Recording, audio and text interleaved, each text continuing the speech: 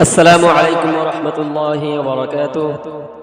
الحمد لله والصلاة والسلام على رسول الله وآله وصحبه أجمعين.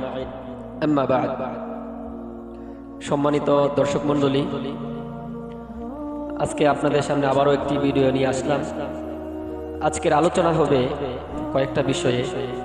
সামনে কোরবানির মাস আসতেছে, সেই হিসাবে অনেক ভাইয়েরা কোরবানি করবেন, অনেকেই আকিকা করবেন কোরবানির পশুর সাথে।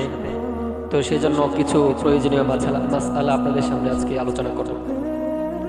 প্রথম নাম্বার মাসালা আসি, একটা পশু কয়জনে মিলে কোরবানি করা যায়।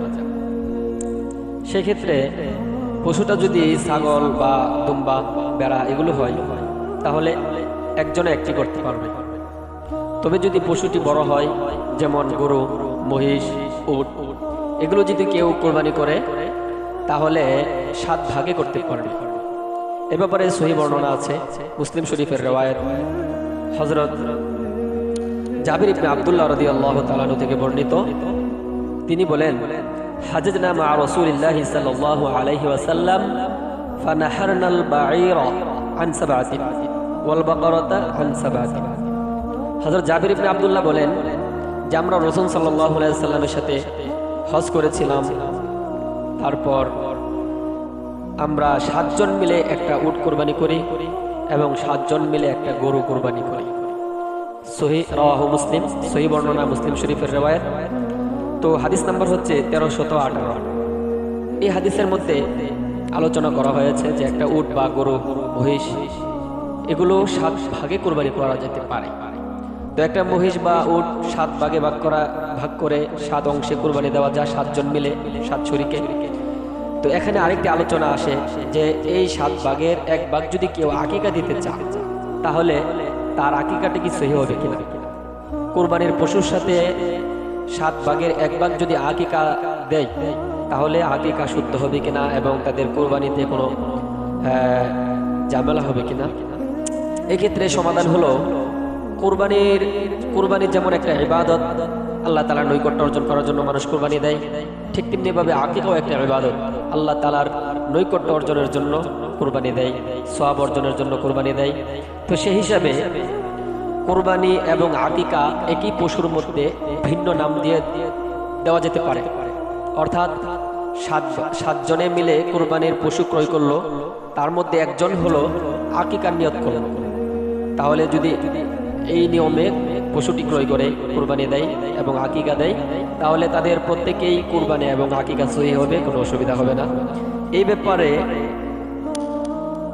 ইবনে হাজার আল হাইতামি তিনি আল ফাতওয়া আল ফিকহিয়া আল কুবরা নামক গ্রন্থে উল্লেখ করেছেন, আম্মা লাউ যাবাহা বাদানাতান আও বাকারাতান আন 7 আসবাবিন মিনহা দুহিয়া ওয়া আকিকা ওয়াল বাকি কাফারা في نحو الحلق والنسك في النسك فيجزي ذلك وليس هو من باب التداخل في شيء لأن كل سبع يقع مجزيا عما نوى। অর্থাৎ তিনি ওই আলোচনার মাধ্যমে বোঝাতে চাইলেন যে 7 জনে মিলে কুরবানি দিল, এক একজন এক এক নিয়তে। অর্থাৎ কেউ কুরবানির নিয়তে কুরবানি করলো, আবার কেউ আকিকার নিয়তে পশুর মধ্যে শরীক হলো, আবার কেউ হজের মধ্যে যেই দম দেওয়া হয় সেই ক্ষেত্রে শরীক হয়ে যদি দেয়,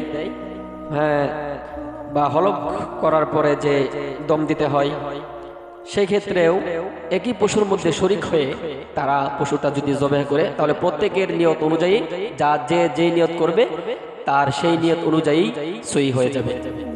এই ব্যাপারে ফতোয়ায়ে শামির মধ্যেও অনেক ফতোয়ার কিতাবের মধ্যেও রয়েছে।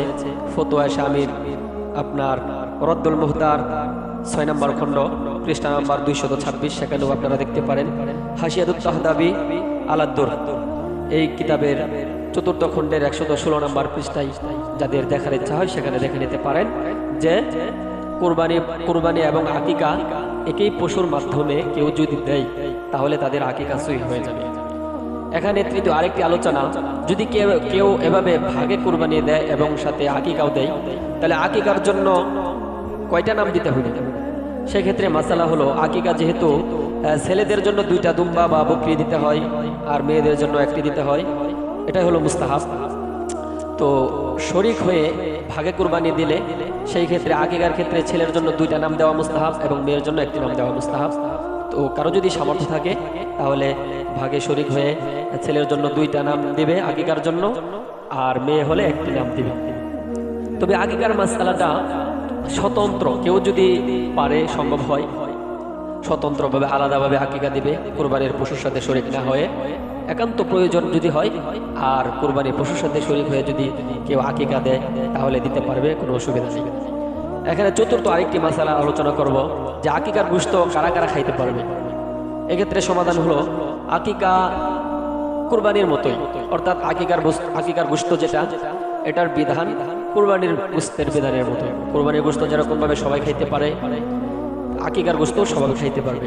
অর্থাৎ যার নামে আকিকা দেওয়া হলো সে নিজেও খাইতে পারবে এবং তার মা বাবাও খাইতে পারবে, তার আত্মীয় স্বজন সন্তানাদি সকলেই খেতে পারবে। অর্থাৎ কুরবানির গোশত যেরকম ভাবে সকলেই মিলে খাইতে পারে, আকিকার গোশতও সেভাবে খাইতে পারে, কোনো অসুবিধা নেই। প্রত্যেকের জন্য এটা হালাল হবে, কোনো বিধিনিষেধ নেই। তবে কুরবানির গোশত যেভাবে বন্টনের নিয়ম, আকিকার গোশত সেই রকম ভাবে বন্টনের নিয়ম। আপনারা কুরবানির ব্যাপারে যতটুকু জানেন আকিকার ক্ষেত্রেও সে একই মাসালা। জাযাকুমুল্লাহ।